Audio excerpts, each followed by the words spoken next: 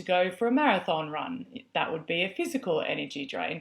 But most people have combinations of both. And what we want to do is just be aware of the load that this can bring onto the body and basically look at ways to counteract or reduce stressors. So when I say stressors, I mean basically things that fit into these three categories.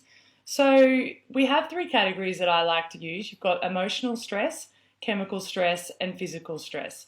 The reason why I like to use these is because it makes us think of our body a little bit more holistically, as opposed to separate parts, as opposed to I can eat terribly and as long as I go for a run once a week, it's fine. I can be in a bad relationship and I can counteract that by taking magnesium. And this is the idea of separate parts, which really doesn't work in an interconnected system such as your body. Now, a great analogy for thinking about this is think of a three-legged stool. You can't have one great leg and one weak leg. That weak leg will topple that stool over. And that's how I like to think about it when we talk about the stressors diagram, is think, okay, all sides of the stool matter. And what can I do to reduce the chance of my analogy stool falling over? So let's talk a little bit about stressors as an example. So I use this with my patients a lot about having a full cup. Or I can use the analogy having rocks in your backpack and you're treading water, too many rocks and you start sinking, too many things in your cup and the cup spilleth over. So what are examples of stressors on the body? So I've listed a couple here. So let's say that you don't move much, you eat a high sugar diet, highly processed food diet. That creates problems with your gut health. You drink a lot of alcohol. Because you probably drink a lot of alcohol, don't sleep right. You sit at work all day. You might have had a car accident. You might have had a fall. And then what happens is all of these things, they just mount up. And they get to a stage where your body just simply cannot cope. And lots of systems start to break down at that point, which is why we always need to be looking at our body with this holistic lens to see what things can we change, what things can I improve. Well, that's fine. I can make it so that I don't drink from Monday to Friday. I can make it that I have a bedtime at 8 and, I guess 8's a bit early, we're not children, maybe 9, okay, or 10, and I get up at 7 or 6 every day and I keep to that regime. And you can see that as you start to make these little choices, then your ability to deal with stress becomes larger and your resilience increases. You see with things like the coronavirus is that everyone starts getting really nervous because they're like, now my cup is, tipping over, but their cup was probably already a little full. So let's start concentrating on the things we can control. And really the food that you put in your mouth, the thoughts that you think, the time you go to bed, the toxic load that you ingest, these are all choices. Being exposed to the coronavirus is not really a choice. That's something that obviously you can do your best to stay at home and sanitize, etc. But that is not as in your control as those other ones. So let's get our feelings of control back and let's start making some great changes. This is a really interesting, and this was before obviously the events that happened recently, is that we actually have a huge problem with stress already in Australia. I can imagine that these figures are incredibly higher at the moment, but we already had, over a third of our population reporting a significant level of distress in their life. 26%, so a quarter of Australians report above normal stress, anxiety symptoms, and another quarter extremely severe. So stress has got a huge impact on us and on our mental health.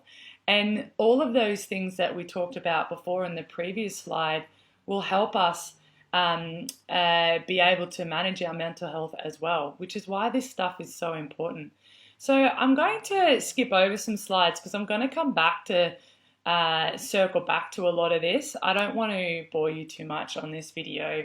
I just wanted to touch base and just do a little bit of an overview of where we're at. Now, you remember that I talked about the stressors. Now, what I want to talk about, you've got physical, chemical, and emotional stress in that first circle. I do like pie charts. They're just great, aren't they? If I can use a pie chart, I will.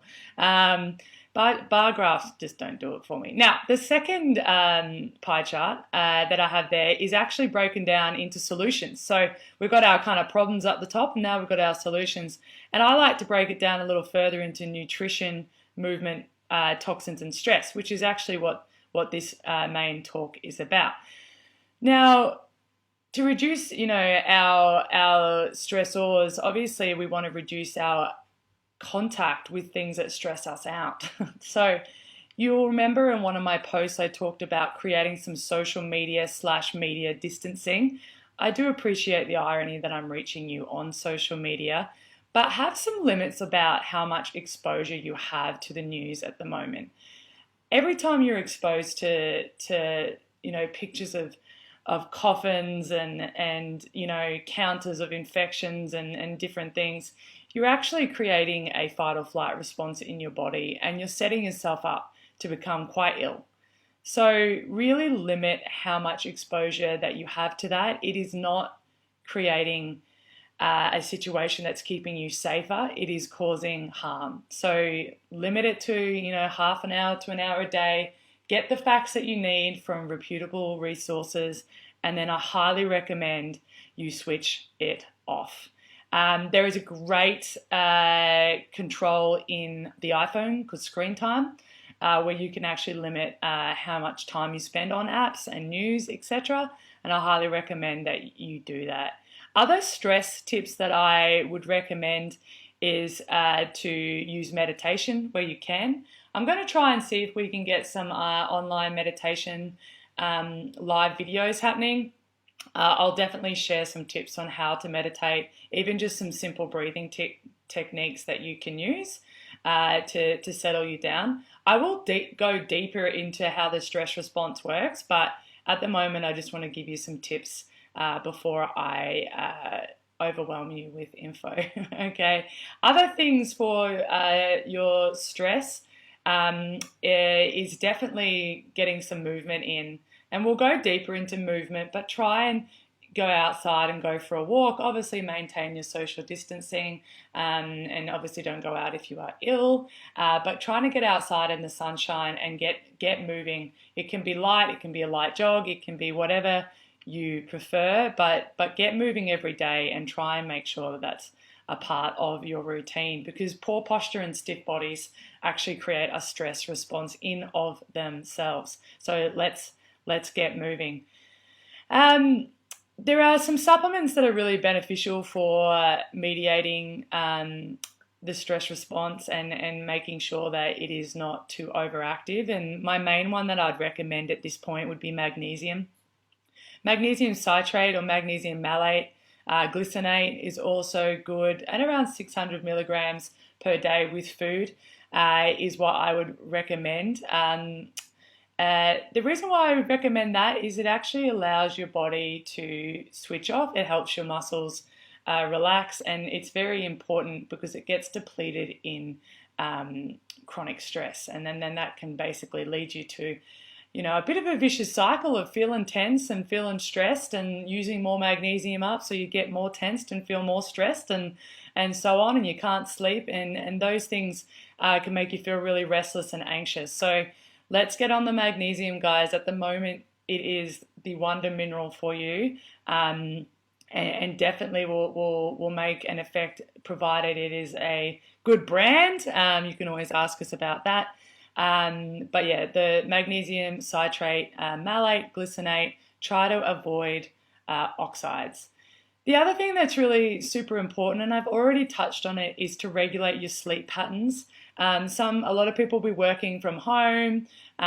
Make sure we really protect our switch off times. So turning the phone off at 8 p.m., turning off bright screens, no work, and really trying to get a deep sleep from whatever time suits you, but make sure it's the same time you go to bed and the same time you get up in a pitch black, dark, quiet room is how you're meant to do it. Now, having your phone next to your head is not a really good idea. A, for the EMF radiation, but B, you don't want any alerts, and you don't want to wake up reading about coronavirus, and you don't want to go to bed reading about coronavirus. These things are not ideal. Creating a stress response before you're meant to go to sleep isn't going to work very well. So try and protect yourself from that, and we will go into the fight or flight response in the body and why you need to try and control that aggravation of that response. But yeah, get a nice deep sleep. So what I'm going to do in those 4 quadrants is I am going to go deeper into those. But today, like I said, these are just some little touch points. These supplements here can help a lot, obviously.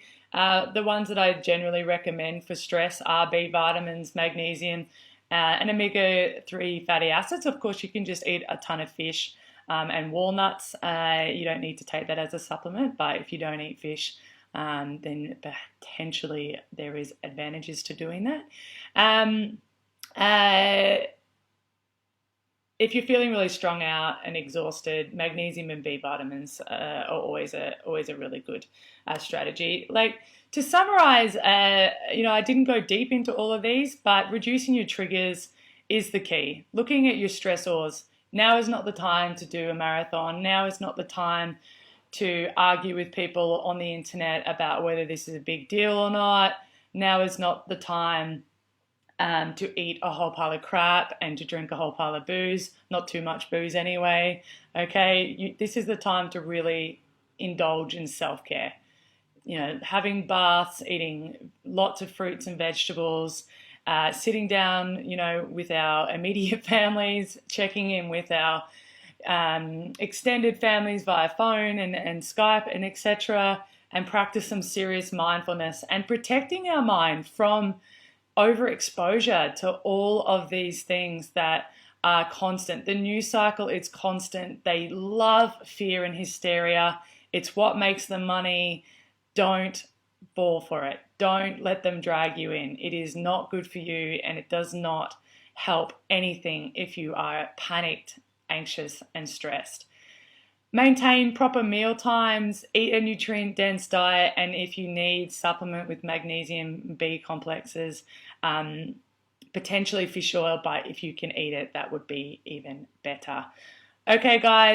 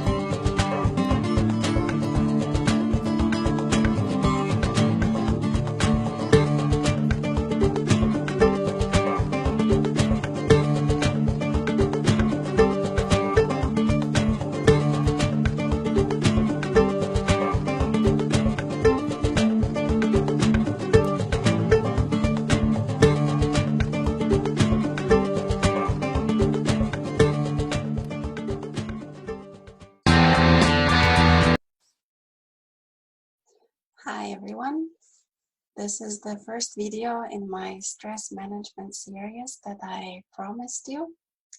And here I wanted to talk about what stress is in general and why we actually need it. So what is stress? It's something that we all know firsthand, but at the same time, you can define it in different ways. You can think of stress as objective circumstances. So right now it's the virus that is stressing everybody out and all the consequences of the pandemic. For example, your kids are staying at home and you have to work. And for some people, it can be stressful. Well, in addition to that, we also have certain reactions and thoughts about the objective circumstances. You might think, oh, what if I get sick or I cannot manage all this? This is your subjective reaction to objective circumstances. And then there's also a reaction in the body. When your stress levels are high, you can feel that your pulse is high. You can have a knot in the stomach. And so this is how the chain of reaction is like this. We have a circumstance, we react a certain way, and it's our thoughts and emotions, so our interpretation of the circumstances that leads to the reaction in the body in most cases. Of course, there's a more direct way when objective circumstances direct the body reaction without the involvement of our conscious processes, but most of the time, it's our interpretation of the situation that leads to a stress reaction in the body. And from this, it's clear that what we can work with is the way we react to circumstances, because obviously we cannot change the circumstances, at least not in this situation. In some other situations, you can change your stressful circumstances. Right now, you cannot. But what we can do is work with our reactions. And this is to emphasize that stress is always an interaction between the environment, so what your objective circumstances and what your brain is doing. So we have reaction in the body and we have a reaction in the mind. So if we go over the typical symptoms of stress, what can we see? We can see heart rate going up and blood pressure going up. In some people, it's loss of appetite and knot in the stomach. You cannot eat anything. Others overeat. But if you're very, very highly stressed and anxious, you will probably feel like you're not in the mood for eating. Some people experience paleness or the opposite, large skin, trembling, and dizziness. Are some of the symptoms. And in the mind, we can experience racing thoughts, inability to focus, increased vigilance and suspicion, where we get suspicious of one another, hostile, aggressive, and we tend to see things in the negative light. And I bet some of you are recognizing yourselves in all of this right now. And why do we have to have it? Most of the time it's not useful. Well, the fact is that we inherited the stress response. We inherited many aspects of it. We inherited from animals, and from evolutionary perspective, it's an adaptation. It's so-called fight or flight response. It is designed to give us the energy to deal with extraordinary circumstances. It gives us the physical energy, so when you're stressed, you're much better equipped to run fast. And also it gives us, in a sense, it gives us mental energy. So let's look at how. So again, so it's a fight or flight response. The energy goes to the organs that we need from the for the immediate survival. Blood flows to muscles, and in the systems that we do not need for immediate survival, they shut down. for example, the digestive system shuts down, because if you're in a real danger in the jungle, then it's better to miss lunch than to be lunch. And the same thing with cognitive and emotional stress response, because it also can be thought of as adaptive if you think of yourself in a situation of danger. If you have increased vigilance and hostility, it helps you to detect danger more quickly. And if you are interpreting ambiguous situations negatively, you're better prepared too in case of danger. So all of this makes sense. Another question is whether it's helpful. Well, and this is where I wanted to show you one of my favorite graphs. It's called the human function curve, which shows that stress and everything it comes with can be actually helpful in small doses, and then it can become toxic in large doses. So if you think of stress as, you know, the increased demands that push you out of your comfort zone, and when you're completely in the green, it might feel calm, but especially if you are in a state of no challenge for a long period of time, you might actually start getting bored. And so this is only when we're pushed a little bit out of our comfort zone, then we observe top performance. And this has been shown in physical performance in athletes and performance on the exams. Almost whatever test you will use, you will see that being a little bit, you know, more alert, uncomfortable, out of your comfort zone, pushed, challenged, gives you the top performance. Up to a certain point, when you're pushed too much, oh, this is where I'm showing what you experience in this area of top performance: slight agitation, alertness, excitedness, and you're quick to react. And this is also where you see sparking eyes. And when you're pushed too much, and what is too much is different for everyone, this is where worry, anxiety, and rumination comes. And the more you are pushed, the closer you get to dysfunctional, until you're lost in panic. And so the idea here, as you can see, it's not to get rid of stress completely. It is, how do we not go to the red area? How do we stay in the top performance zone? And I also hear from some other people that I'm talking about that the situation is actually pushing them to think out of the box, to come up with the solutions, to do something that they've never done before, to try themselves in a new function. And of course, with all the inconveniences that fears that the current situation brings, it also has the potential to help you uncover your potential. And this is what is interesting to look at. So this is just to say that managing stress is not about avoiding it, because we cannot. It's rather about finding your sweet spot on that curve, staying away from the red zone. So butterflies in the stomach are good. They can be helpful, but we don't want it to become an elephant that walks over us. So in the next videos, I wanted to share with you some of the stress management principles. And in particular, I wanted to share with you some tips on how to take care of your brain.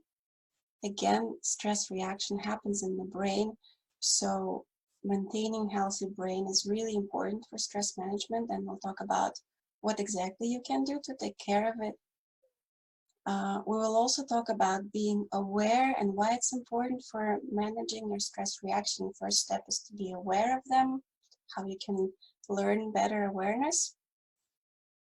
We will also talk about why it's important to accept what's going on with you, because before you accept your state, you cannot change it, you cannot overcome it.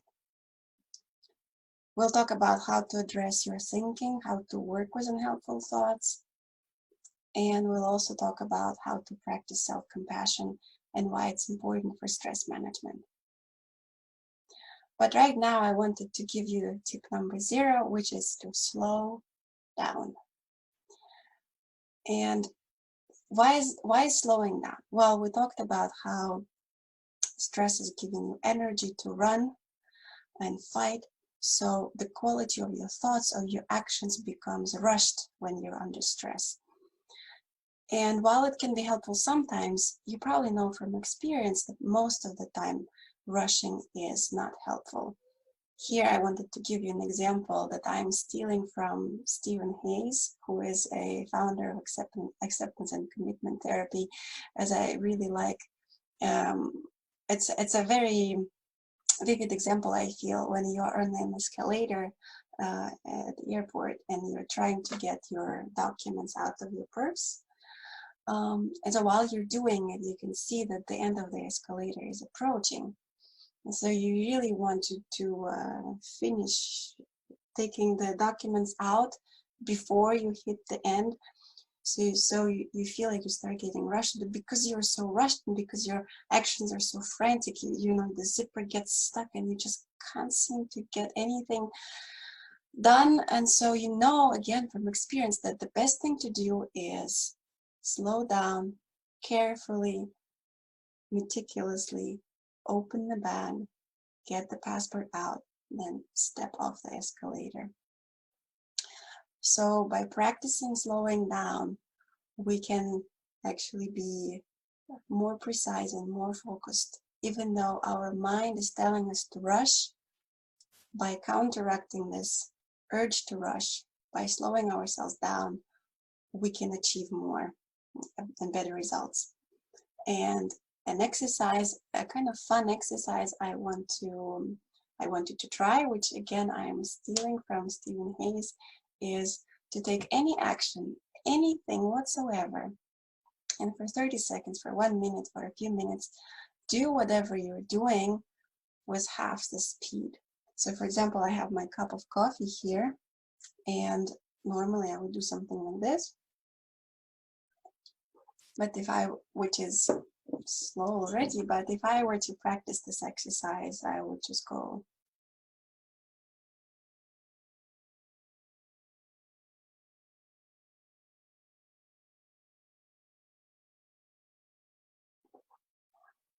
This is probably already 20 seconds. And if you try this, you realize how aware you become of every single movement in your muscles in the present moment. And before we talk about why it's important, I just wanted to have fun with this. Try it right now, whatever you're doing. Share your experience or don't share it, but in any case, have fun, and I'll see you in the next video.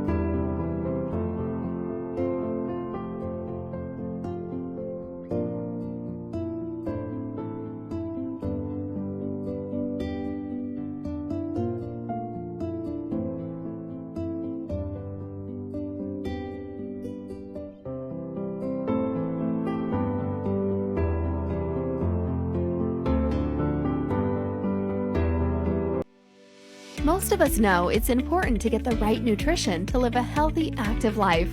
Neolife has taken the guesswork out of supplementation and designed our health packs for every body and every budget. The Vitality Pack contains a 30-day supply of Pro Vitality, Neolife's flagship product that is clinically proven, and offers a foundation for good nutrition at the cellular level to promote lifelong health and vitality. The 4 supplements found in each convenient packet deliver whole food nutrients and essential vitamins and minerals that are based in nature and backed by science. Tree NN provides phytolipids and phytosterols from whole grains and was proven in a study conducted at Texas A&M University to increase nutrient utilization efficiency by up to 50%. Carotenoid complex provides a broad spectrum of colorful fruits and vegetables that was proven by USDA researchers to boost immune capacity by 37% in just 20 days. Salmon Oil Plus provides omega-3s from fish and was clinically proven to lower inflammatory index by 68%. Finally, our Essential Vitamin and Mineral Complex provides a full spectrum of essential vitamins and minerals, plus phytoenzymes for easy digestion. These 4 supplements are key for the cellular health of every human body. Each box of Pro Vitality contains the essential phytolipids and phytosterols, equivalent to over 12 pounds of whole grains, with less gluten than a bowl of gluten-free cereal. The carotenoid equivalent of 80 pounds of raw fruits and vegetables, and 10 3-ounce servings of pure omega-3 rich fish, and a full spectrum of essential vitamins and minerals. Now that's some power-packed goodness. These powerful nutrients support head-to-toe benefits including abundant energy, powerful antioxidant protection, heart health, optimum immune strength, healthy brain function, flexible healthy joints, clear vision, youthful skin, hair, and nails, and even supports your body's natural ability to fight the biological aging process. All Neolife products are designed and backed by a scientific advisory board of world-renowned scientists, doctors, and nutrition experts, and undergo rigorous testing to ensure safety, efficacy, and the superior quality we've been delivering for over 60 years. You and your loved ones can also have the peace of mind knowing Neolife products use only GMO-free ingredients. All of our health packs feature Pro Vitality as the foundation for good nutrition and health at the cellular level.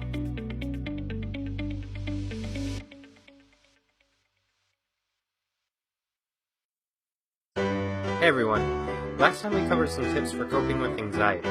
Today we're going to look into stress. In my anxiety video, I define stress as a striving to meet a demand. This can be healthy. Having a deadline can make us more motivated and concentrated. And if we didn't have any stress, life would be boring. And fun fact, there was actually an experiment that suggested that people would rather feel pain than be bored. Unhealthy stress exists too. It can be chronic, meaning it's long-term, and it'll continue to wear you down. And it can also deplete your motivation and concentration. 4 types of stress have been recognized. Time stress, which includes things like deadlines and meetings. Anticipatory stress is future-based dreading. For example, you're afraid that you'll fail and keep on imagining rejection. The 3rd type is situational stress, which is usually found in conflict. An argument breaks out, and the suddenness of it causes you to freeze. The last is called encounter stress. This can vary from the stress of being around people you don't like, people who are unpredictable, or being around people in distress. There are several symptoms to help you recognize stress. They include frequent headaches, heartburn, stomach pain, or nausea. Panic attacks also occur with unhealthy stress. And the last few symptoms are insomnia, fatigue, and irritability. There's this aspect of stress called general adaptation syndrome. It suggests that we cope with stress in 3 phases. The first is the alarm phase, which is our immediate reaction like our heart racing. The second is the resistance phase, where we adapt and cope to the stress. And the last phase is known as the exhaustion phase. This happens after frequently alerted to different stressors and adapting to them. After a while, you just get exhausted like the name suggests, and you may not be able to function normally. Here is a general overview on how we feel stress. 1. We judge the situation. We look at it to see whether it is threatening to our social status, values, time, our reputation, or survival. If it is threatening, it can trigger our fight, flight, or freeze systems. It can also trigger the alarm phase of the general adaptation syndrome. Secondly, we judge our capabilities to meet the demand of the threat. Resources like time, knowledge, emotional capabilities, energy, strength, and others are considered. Lastly, our feelings of stress will depend on how far out of control we feel and how well we can meet the threat with those resources.